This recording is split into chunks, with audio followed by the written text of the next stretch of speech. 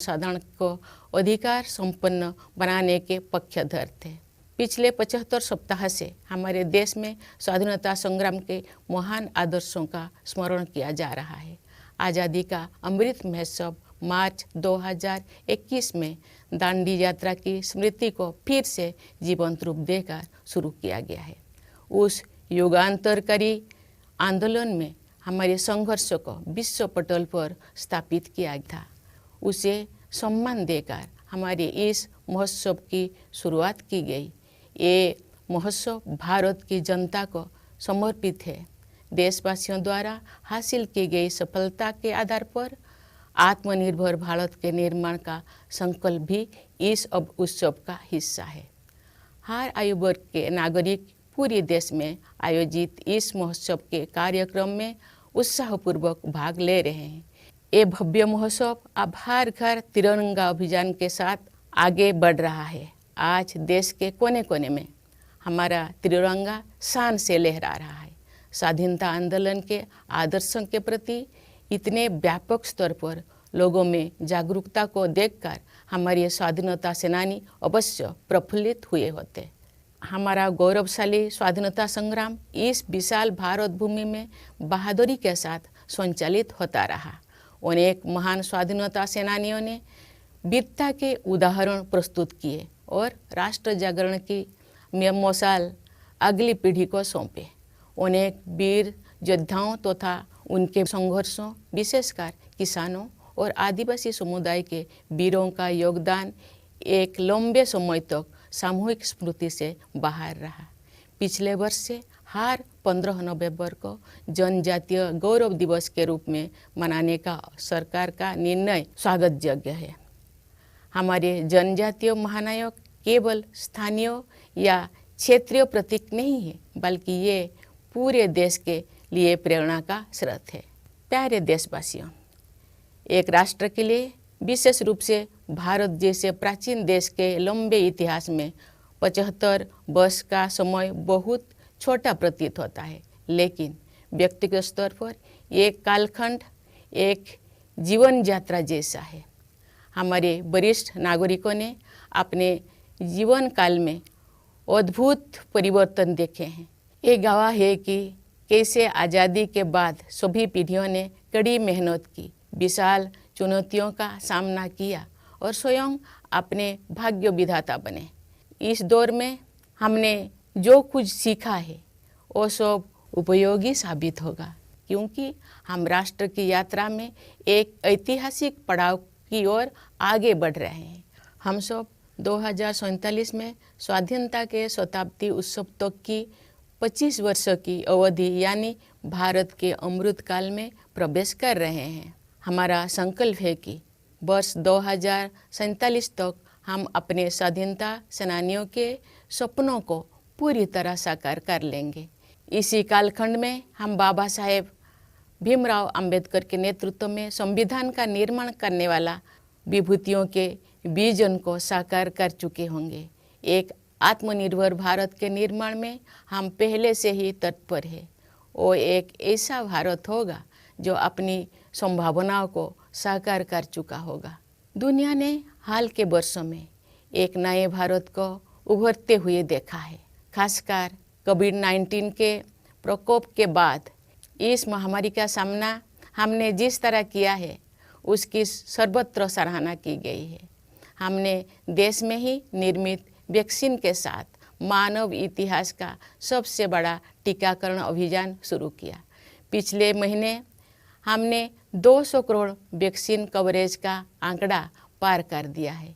इस महामारी का सामना करने में हमारी उपलब्धियां विश्व के अनेक विकसित देशों से अधिक रही है।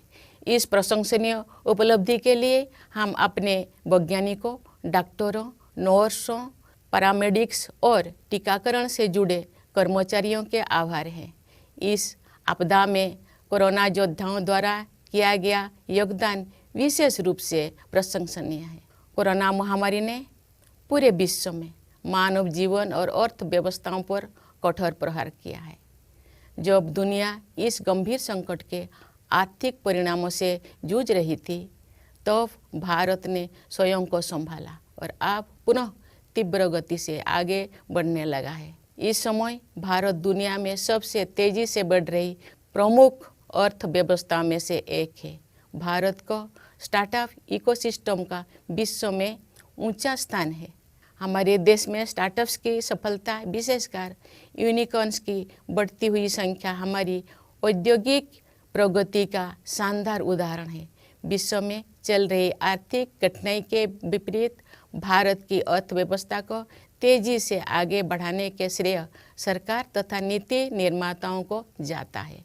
पिछले कुछ वर्ष के दौरान फिजिकल और डिजिटल इंफ्रास्ट्रक्चर के विकास में अभूतपूर्व प्रगति हुई है।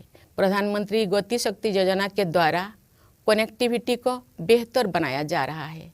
परिवहन के जल, थल, वायु आदि पर आधारित सभी माध्यमों को भलीभांति एक दूसरे के साथ जोड़कर पूरे देश में आवागमन को सुगम बनाया जा रहा है।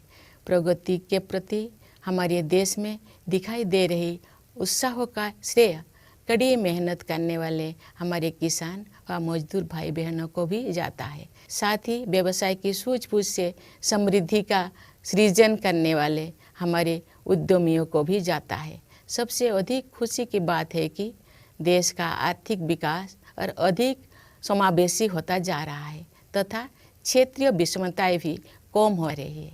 लेकिन ये तो केवल शुरुआत ही है। दूरगामी परिणाम वाले सुधारों और नीतियों द्वारा इन परिवर्तनों की आधारभूमि पहले से ही तैयार की जा रही थी। उदाहरण के लिए डिजिटल इंडिया अभियान द्वारा ज्ञान पर आधारित अर्थव्यवस्था की आधारशिला स्थापित की जा रही है। राष्ट्रीय शिक्षा नीति का उद्देश्य भावी पीढ़ी को औद्योगिक क्रांति के अगले चरणों के लिए तैयार करना तथा उन्हें हमारी विरासत के साथ फिर से जोड़ना भी है। आर्थिक प्रगति से देशवासियों का जीवन और भी सुगम होता जा रहा है। आर्थिक सुधारों के साथ साथ जन कल्याण के नए कदम भी उठाया जा रहे हैं। प्रधानमंत्री आवास योजना की सहायता से गरीब के पास स्वयं का घर होना अब एक सपना नहीं रह गया, बल्कि सच्चाई का रूप ले चुका है। इसी तरह जल जीवन मिशन के अंतर्गत हर घर जल योजना पर कार्य चल रहा है। इन उपायों का और उसी तरह के अन्य प्रयासों का उद्देश्य सभी को, विशेषकर गरीबों को, बुनियादी सुविधाएं प्रदान करना है। भारत में आज संवेदनशीलता व करुणा के जीवन मूल्यों को प्रमुखता दी जा रही है। इन जीवन मूल्यों का मुख्य उद्देश्य हमारे वंचित, जरूरतमंदों तथा समाज के हाशिए पर रहने वाले लोगों के कल्याण हेतु कार्य करना है। हमारे राष्ट्रीय मूल्यों को नागरिकों के मूल कर्तव्यों के रूप में भारत के संविधान में समाहित किया गया है। देश के प्रत्येक नागरिक से मेरा अनुरोध है कि वे अपने मूल कर्तव्यों के बारे में जानें, उनका पालन करें, जिससे हमारा राष्ट्र नई ऊंचाइयों को छू सके। प्यारे देशवासियों, आज देश में स्वास्थ्य, शिक्षा और अर्थव्यवस्था तथा उनके साथ जुड़े अन्य क्षेत्रों में जो अच्छे बदलाव दिखाई दे रहे हैं, उनके मूल में सुशासन पर विशेष बल दिए जाने की प्रमुख भूमिका है।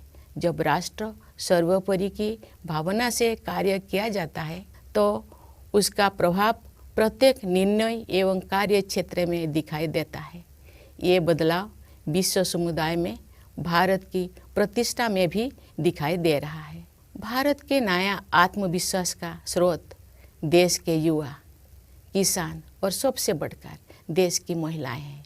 अब देश में स्त्री पुरुष के आधार पर असमानता कम हो रही है। महिलाएं अनेक रूढ़ियों और बाधाओं को पार करते हुए आगे बढ़ रही हैं। सामाजिक और राजनीतिक प्रक्रियाओं में उनकी बढ़ती भागीदारी निर्णायक साबित होगी। आज हमारी पंचायती राज संस्थाओं में निर्वाचित महिला प्रतिनिधियों की संख्या 14 लाख से कहीं अधिक है। हमारे देश की बहुत सी उम्मीदें हमारी बेटियों पर टिकी हुई है।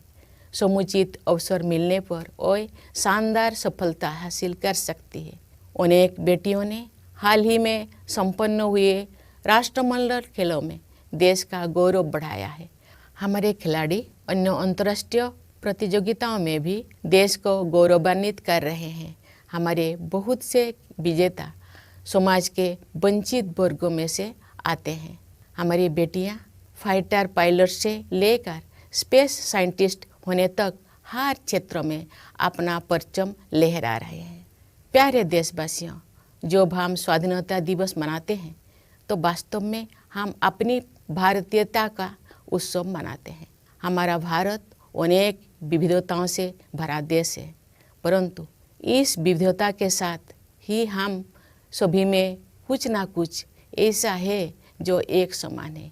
यही समानता हम सभी देशवासियों को एक सूत्र में पिरोती है तथा एक भारत श्रेष्ठ भारत की भावना के साथ आगे बढ़ने के लिए प्रेरित करती है। भारत अपने पहाड़ों, नदियों, झीलों और वनों तथा उन क्षेत्रों में रहने वाले जीव जंतुओं के कारण भी अत्यंत आकर्षक है। आज जब हमारे पर्यावरण के सम्मुख नई नई चुनौतियां आ रही है, तब हमें भारत की सुंदरता से जुड़ी हर चीज़ का दृढ़तापूर्वक संरक्षण करना चाहिए।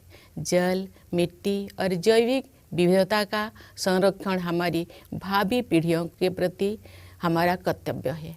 प्रकृति की देखभाल माँ की तरह करना हमारी भारतीय संस्कृति का अभिन्न अंग रहा है। हम भारतवासी अपनी पारंपरिक जीवन शैली से पूरी दुनिया का सही राह दिखा सकते हैं। योग एवं आयुर्वेद विश्व समुदाय को भारत का अमूल्य उपहार है, जिसकी लोकप्रियता पूरी दुनिया में निरंतर बढ़ रही है। प्यारे देशवासियों, हमारे पास जो कुछ भी है वो हमारी मातृभूमि का दिया हुआ है। इसलिए हमें अपने देश की सुरक्षा, प्रगति और समृद्धि के लिए अपना सब कुछ अर्पण कर देने का संकल्प लेना चाहिए। हमारे अस्तित्व की सार्थकता एक महान भारत के निर्माण में ही दिखाई देगी। कन्नड़ भाषा के माध्यम से भारतीय साहित्य को समृद्ध करने वाले महान राष्ट्रवादी कवि कुवेंपु ने कहा है, नानु अड़िवे नीनु अड़िवे नम्मा एलु बिगोड़ मेले मूडुबुदु नव भारत दलीले। अर्थात मैं नहीं रहूँगा, नहीं रहेंगे तुम, परंतु हमारी अस्थियों पर उदित होगी नई भारत की महागाथा। उस राष्ट्रवादी कवि का ये स्पष्ट आह्वान है कि मातृभूमि तथा देशवासियों के उत्थान के लिए सर्वस्व बलिदान करना हमारी आदर्श होना चाहिए। इन आदर्शों को अपनाने के लिए मैं अपने देश के युवाओं से विशेष अनुरोध करती हूँ।